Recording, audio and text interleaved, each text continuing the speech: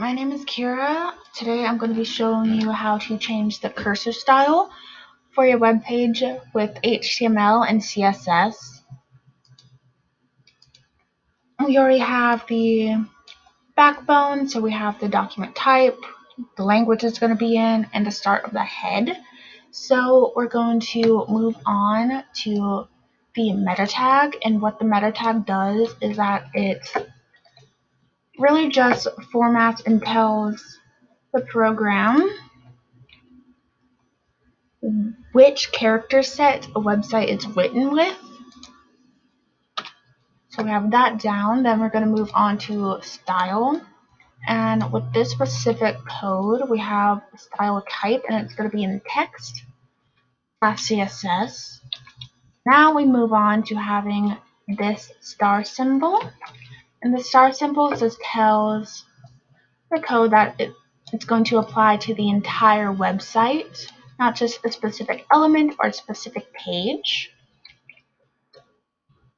And then we have, because we're changing the cursor, so we have cursor, the URL that we got the cursor from, and this URL, you really want it to be in a .cur file, because a .cur file is more universal than like a JPEG or a PNG, and you can get cursors and .cur files from a bunch of free websites that exclusively do cursors with designs, different elements, but I will let you know that animated cursors usually only work with Internet Explorer, so a lot of websites get around that by having one frame of the animation as the cursor final image.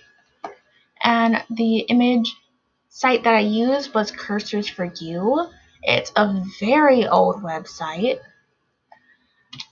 It looks like it's from 2004, but it still works great. Then we're going to go ahead and end this style. And now we move on to the rest of this.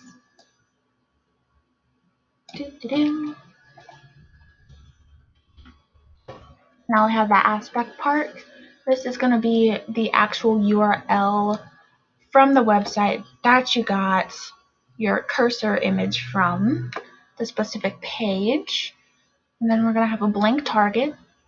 The title is going to be turnip because I chose a cursor that was a turnip because no one can stop me. Then we're going to use, now this is a very important part because it deals with the aspect of a cursor. So the actual image cursor isn't the image you see, it's a little box.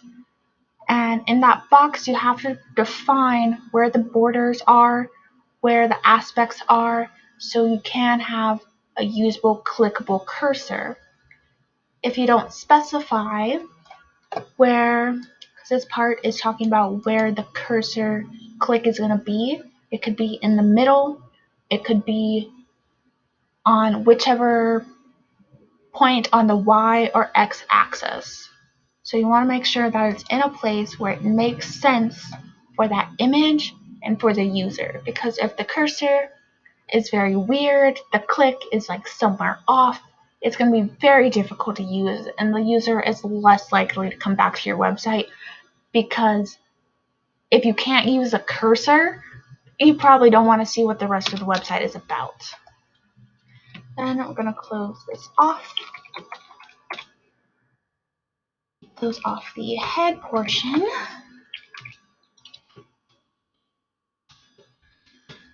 Now we're going to move on to the body. And here you can put, because this is a tutorial, we're going to put whatever we feel like. Just something so that this program knows that we're still here and that we're not just speaking into a void again. And then close off the body. Then the HTML code itself. And let's see what we have. Yay, it's a turnip! We succeeded. And a lot of times, if there's a web page you like, they have like a fun cursor that you like. If you open to inspect the site and go through the code, you're just going to have to look for this set of code specifically, and you will be able to find out where they got the code from, how it's formatted. So there you can either edit it or use the same code. HTML is open source, so they can't sue you for copywriting their code. That has been my web tutorial on how to change your cursor to a fun, cute little turnip.